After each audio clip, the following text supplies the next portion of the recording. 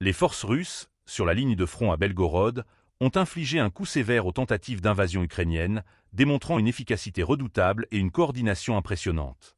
Les artilleurs du groupe Nord ont réussi à disperser les unités adverses qui cherchaient à s'infiltrer à travers les forêts de la région.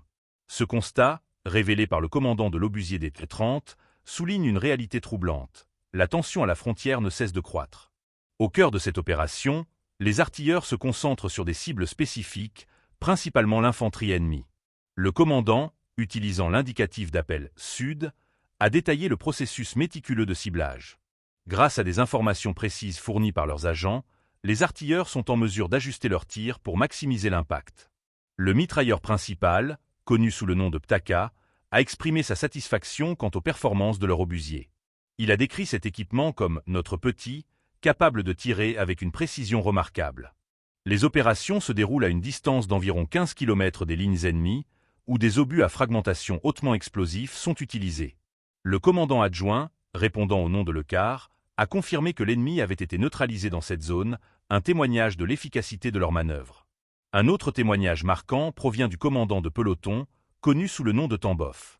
Il a relaté une récente victoire où l'équipage de l'obusier a réussi à détruire un soldat ukrainien sur un véhicule tout-terrain. Ce genre d'engagement témoigne non seulement de la capacité de l'artillerie à infliger des pertes, mais aussi de la détermination des forces russes à conserver le contrôle de leur territoire.